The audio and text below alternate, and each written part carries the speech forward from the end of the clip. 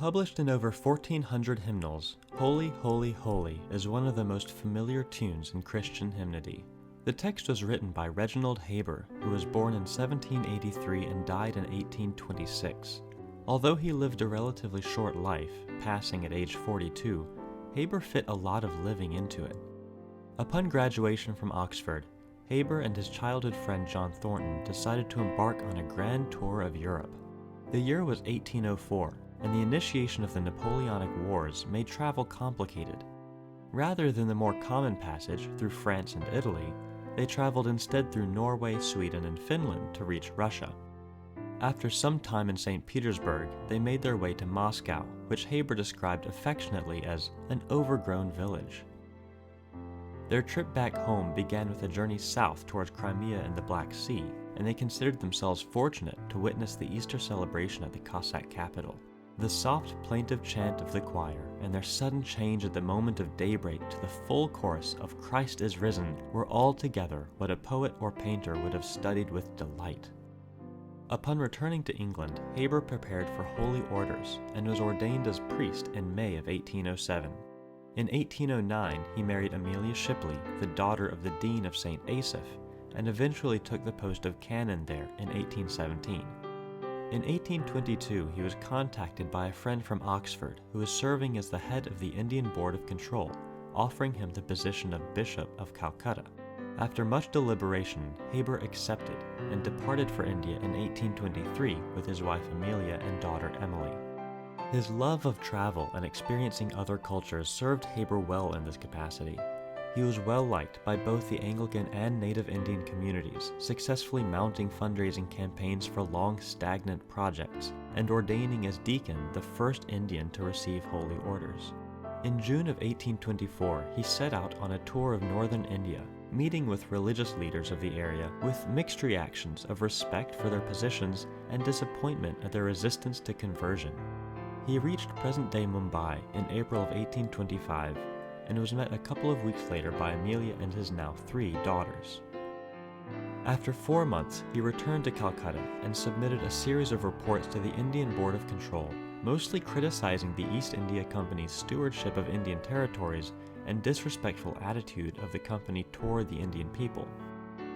Shortly after his return to Calcutta, Haber set out again, this time intent on touring southern India.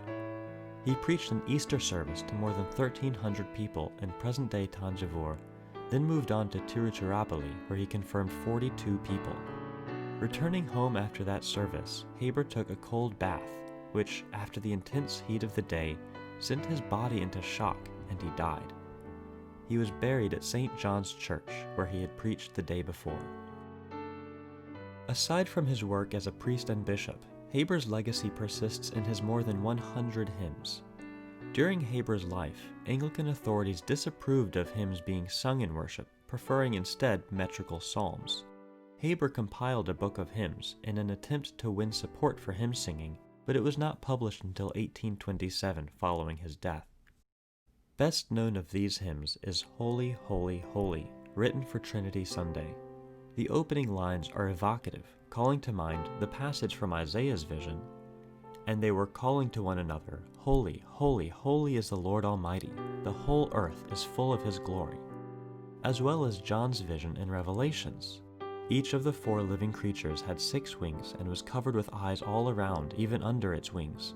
Day and night they never stopped saying, "Holy, holy, holy is the Lord God Almighty, who was and is to come." Like these scriptural references, the text invites the singer into an ongoing song of praise, rather than initiating new worship like other hymns often do.